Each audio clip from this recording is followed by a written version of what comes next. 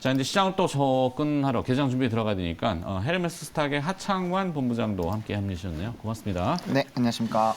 안녕하세요를 하려고 했는데 고맙습니다가 나오고 저 가야 되는 것 같습니다. 정신줄을 놓고 있어갖고 큰일인데. 네. 자, 빠르게 갑시다. 오늘 이제 개장 포인트, 오늘 추격 저점 매수 전략은 뭘로? 네, 컨텐츠로 좀 잡아봤습니다. 콘텐츠 넷플릭스?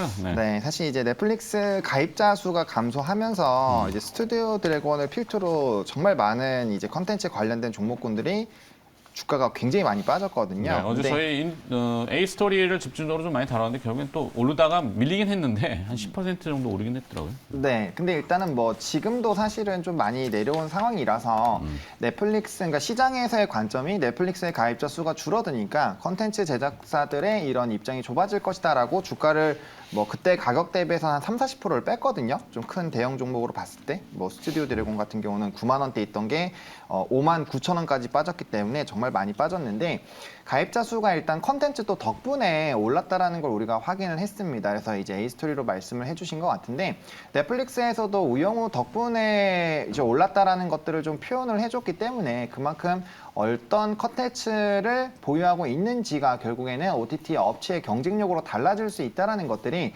점점 좀 가시화가 되고 있는 것이 아닌가라고 보고 있는 상황입니다.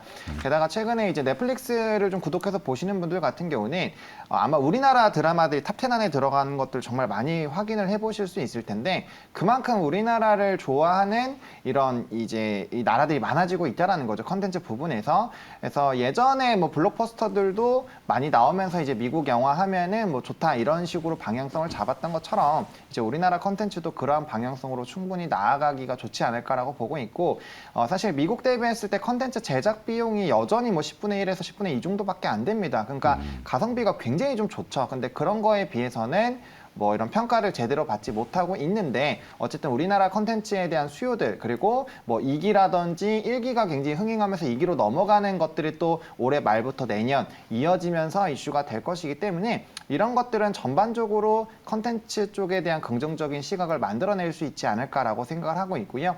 또 연말로 갈수록 사실 우리는 좀 즐기거나 재밌는 것들을 더 찾게 됩니다. 아무래도 네. 연말 심리가 좀 있다 보니까 그래서 뭐 게임이라든지 특수성, 계절적인 그렇죠. 특수성. 네. 네, 그래서 엔터라든지 뭐 게임 컨텐츠 쪽에 대한 수요는 점점 더 늘어나지 않을까라고 보고 있고 사실 OTT 업체들이 굉장히 많이 늘어나고 있어요. 그러면은 사실 이제 저는 이런 방송이나 이런 것들을 해야 돼서 뭐 웨이브부터 다 결제를 하고 있습니다. 뭐 디즈니 플러스나 다 결제를 하고 있는데 볼 수 있는 컨텐츠들이 정말 좀 많이 달라요. 그리고 자체적인 오리지널 컨텐츠들에서 흥행을 하는 것들을 볼 수 없어서 이것까지도 추가로 결제를 해야 되나 이런 생각도 많이 들거든요. 그래서 이 OTT 업체들의 경쟁이 심해지면 심해질수록 결국엔 컨텐츠 업체들의 가치는 높아져야 되고 실적도 좋아지고 있는데 주가는 역으로 하고 있기 때문에 이런 부분에서 좀 방향성을 잡아보시면 괜찮지 않을까라는 관점으로 말씀을 드리도록 하겠고 뭐 종목은 뭐 A스토리, 스튜디오 드래곤, U 이런 종목군들이 있는데 저는 일단 컨텐츠를 가장 많이 제작을 하는 스튜디오 드래곤을 좀 보고 있고요. 최근에 이제 뭐 작년이나 재작년에 나왔던 드라마들도 탑10 안에 들어오고 있는 이런 역흐름들이 나오고 있다 보니까 그런 부분들이 추가로 부각이 되면은 충분히 좀 기대를 해볼 수 있지 않을까라는 관점에서 말씀을 드려보도록 하겠습니다. 네, 하창원 본부장이 보는 섹터 전략은 컨텐츠 업종이고요. 저 중에 그래도 선택을 조금 압축해 준다면은 스튜디오 드래곤? 스튜디오 드래곤 그리고 뭐 이제 일단은 최근에 이제 가장 좀 핫하게 넷플릭스를 끌어낸 A 스토리 정도로 네. 말씀을 드리도록 하겠습니다. 알겠습니다. 정경민 차장은 앞서 잠깐 예고해 주셨는데 이 엔화 약세 또 반추해 볼 수 있는 기업이 있을까? 예, 그거 한번 좀 뭐 끄집어 내봤습니다. 근데 네. 이제 이 뉴스랑 이제 뭐 이런 리포트들 찾아보니까 이게 03년도, 2012년도, 2015년도 종목이 똑같아요. 네. 엔화 약세의 수혜주, 포스코, 현대위아, 한국전력, 뭐 그러니까 뭐 이런 쪽이죠. 그러니까 일본에서 수입하는 게 많은 그런 기업들에 대해서 이제 회계적으로 비용이 줄어드니까 뭐 수혜가 된다, 뭐 이런 논리로 좀 볼 수는 있는데 아까 이제 좀 우리가 형이상학적인 얘기를 많이 했잖아요. 그거를 뭐 지금 이 짧은 시간에 담기는 좀 어려울 것 같고 단순하게 이제 자동차와 경쟁 관계가 있는 것도 있겠습니다만 일본의 엔화의 약세가 수혜가 되는 부분이 분명히 있긴 있어요. 그리고 자동차도 사실 지금 크게 경쟁이라고 보기가 어려운 게 물론 이제 수출되는 그런 가격이 일본이 훨씬 더 유리는 하겠습니다만 지금 자동차한테 주는 밸류에이션은 전기차잖아요. 근데 네. 일본은 아직까지 전기차 모델이 그렇게 한국의 경쟁력이 지금은 좀 밀려 있는 상황이고 하이브리드 중심으로 좀 가고 있던 체제에서 전환이 되는 그런 시점이다 보니까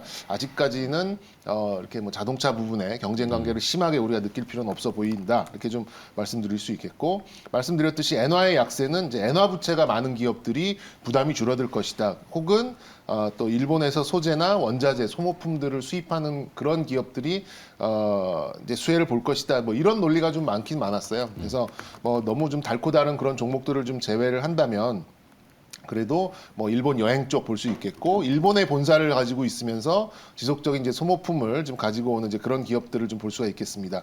그래서 뭐 삼익 THK, 뭐 진에어, 롯데 쇼핑 뭐 이런 종으로 좀 종목을 압축을 시킬 수 있는데, 롯데 쇼핑은 지금 롯데에 대해서 좀 이런저런 좀 루머가 많잖아요. 그래서 네. 이제 롯데 쇼핑은 좀 이렇게 좀 갸웃하게 좀 이렇게 좀 배제를 하도록 하겠고, 삼익 THK, 진에어 이 두 종목을 뭐 드릴 말씀은 굉장히 많습니다만 그래도 네. 짧게 축약을 해서 종목으로 이렇게 좀 대칭을 시켜보도록 하겠습니다. 네, 위안화 약, 아니, 위안화다. 엔화. 엔화, 일본의 엔화 약세와 연결시켜서 네.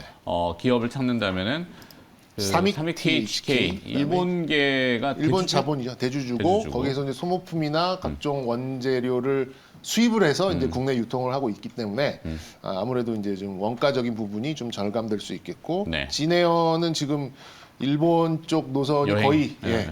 거의 매진이더라고요. 오케이. 네. 그런 것들 두 개 대표적으로 좀 하고, 좀 긴 시간이 있으면 다음에 좀 더 풀어보도록 하겠습니다. 내일 또 나오시니까 네, 내일 네, 뭐 네. 추가로 해주시든지. 자, 정혜민 사장이었습니다. 고맙습니다. 네, 감사합니다.